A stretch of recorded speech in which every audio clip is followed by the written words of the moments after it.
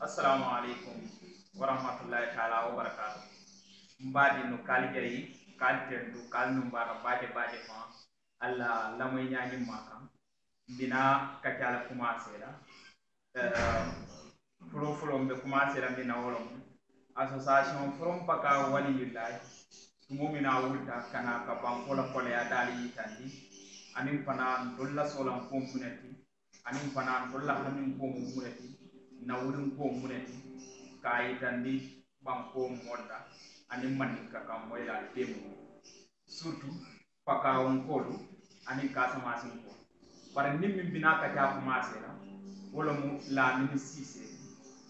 association expérience africa wo association expérience africa ila nyaton ko ni wala bija la ministre anin ya nte tumani kamara ndolle bina ka ta sansa bare mbe programme min dila minna wala mu la ministre mbade no kaljayi kaltendu kana ko ndano yitandi mo bela ani na sewo kayita ndalla alnumbara alnimbaraji nka programme minke sur la radio télévision from paka waliyullah bar mbengini ngaro minke la folo wala mo la ministre mbengini ngala ndolla ka wuli campagne yitandi mansala minke da manifestation di paka banko kam parce que ni tada dibe 55 ans ndolbe damindo wala indépendant min bitema ndol man pen sotono min keta couranti man courant sotono man hôpital sotono man bio soto sila kendo tembul dana kon dolbe ko ma baje ko min keta pakaw banko ni dara gibe kabo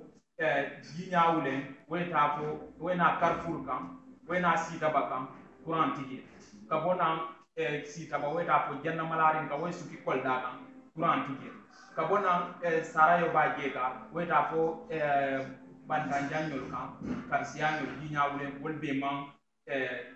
silo soto imam courant fana soto wala mun to la kole ada da ni ko taro man trambo franchement de diamo di la minna wala mu na l'homme sans frontières ti Lamine Cissé ite mun de nyum kuma kanto mi yalan ko nyantala aitan la banko monna ite mun de hakiloto anin fana kama sa kumandi dolla kole ada min ya ibem Lamine Cissé bismillah diamo bebu mbadi no hanbi mbatenga ta Lamine Cissé ya min ketta l'homme sans frontières ke jayi ke tentu kenu mbara baje ma nate ya ke jayi ke tentu kana programme ke spécialement paka walila from paka walila Lamine Cissé ite si mune fono dolla ni kunyal mi nyaro nye foya tuba mi manya nambaran di lan yate ha okay bismillah okay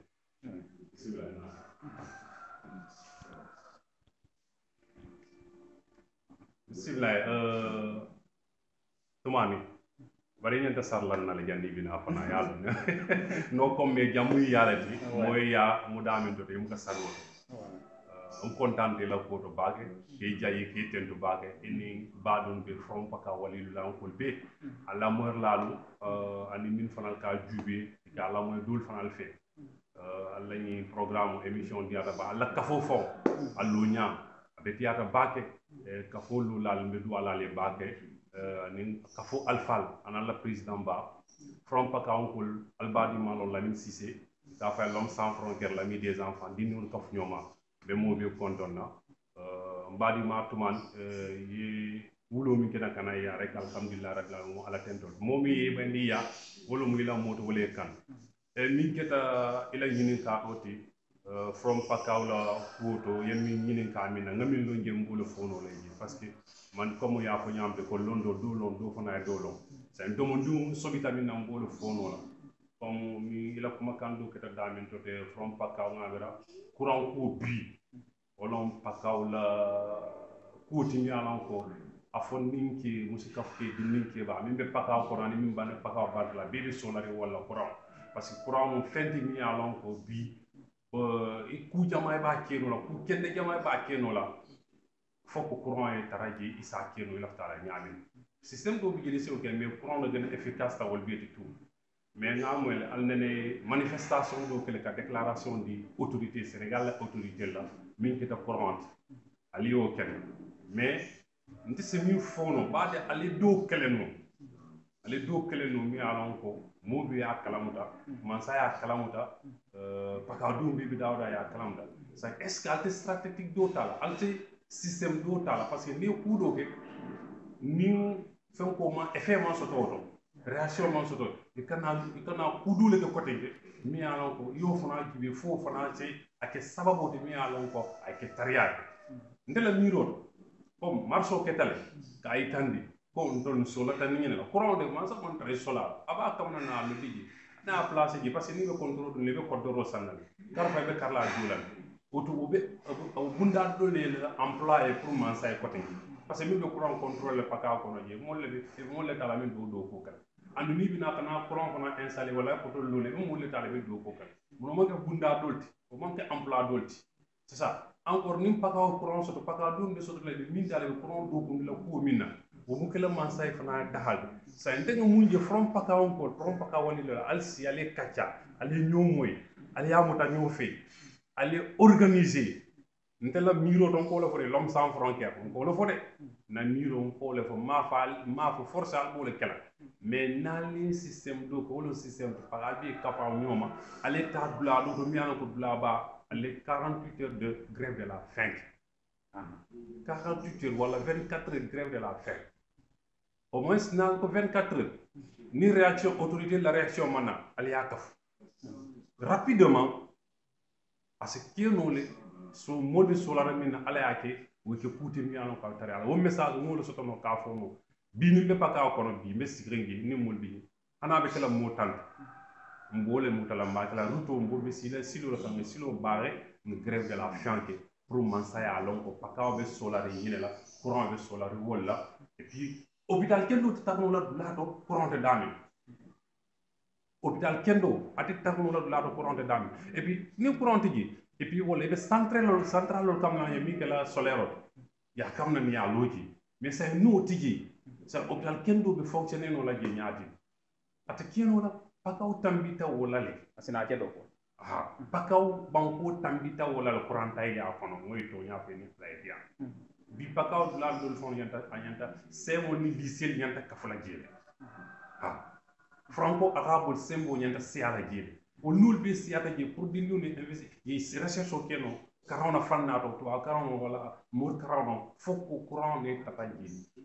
ku dol bi recherche o kala ese kitabo sotono imonta dula kitabo do lisi sotono le manta e ko do wonde san l'essentiel ni électricité normale au début connexion normale au début et se recherche o kene kitabo qualité la tale sa to livre qualité la tale sa sotono kon wolo mun na kuma kaunde ka fo pakam collier ni ya to nya to albe manifestation là c'est aller à transformer aller à kenyindi rek aller 24 heures de grève de la faim aller essayer aller état bato la réaction ama fe aller à ka fo kotenke aller la wo demande ngol soto no ka fo parce que aller manifestation do ken et ma réaction que mam ma nya ke mi ala ko alsi di ko soto yo Lamine Cissé amunda membera kuma moya wala mingi paka ngol nyanta la kafula nyoma nyanta la kafula nyoma nintu momene kafula nyoma non ye crève de la faim o crève de la faim ngandinka kan wala mu ke fambali domoro nimman sa wo hibaro moy dana ko nimbera kuma mo wala mingi nimman sa wo hibaro moy non c'est-à-dire man sa bayi tan comme ça to nya ko le bala be ñun man sa balo na comme ko le bala be ñun kan ni ade be fam balla domoro le be sorari ñinni na ma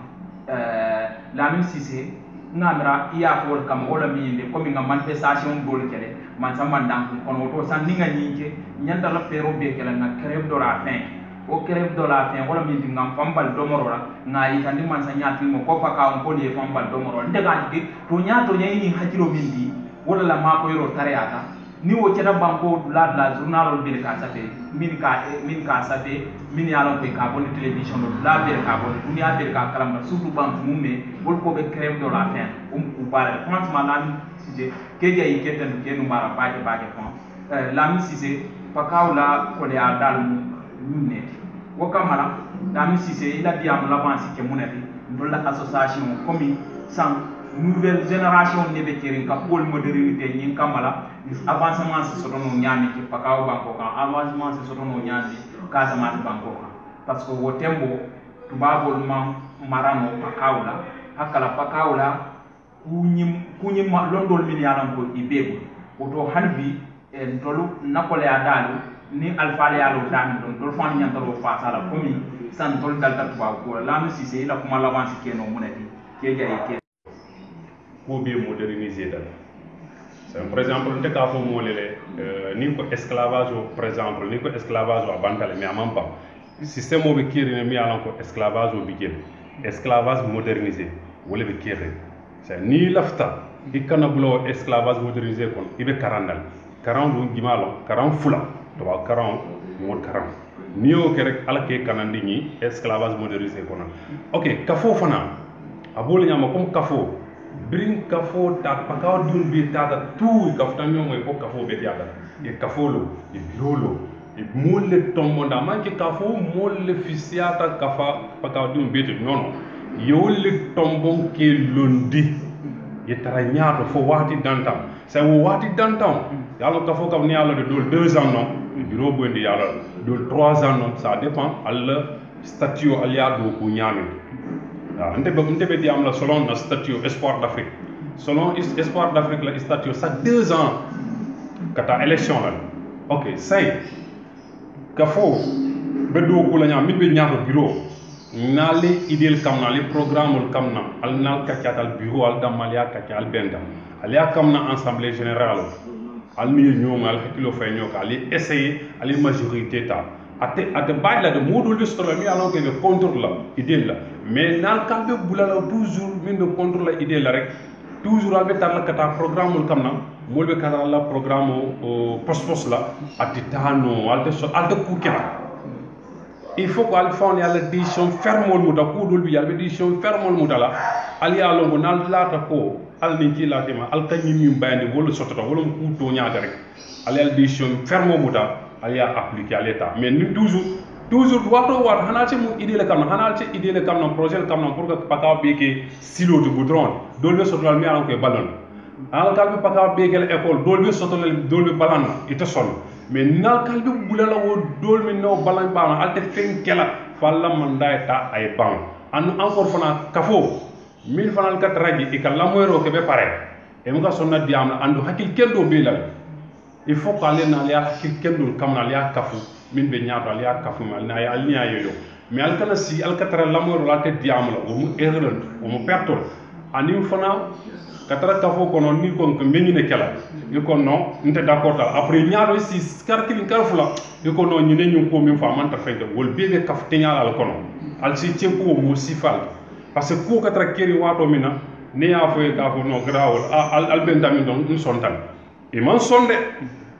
yalla la la ta dal bal pot la ñami ni adol na do tal adol ya mu dal ñanta ka minji ali lo kam ya wassalam l'homme sans frontières yo alkala min Cissé le lamoy mbadi no kaljayi kaltendu kal no mbara baje fon alla lamoy ñañi maka ñin tembola pour la radio de télévision from Pakao waliyula alnal badi matuman kamara alma suwoku kunjela kayro kon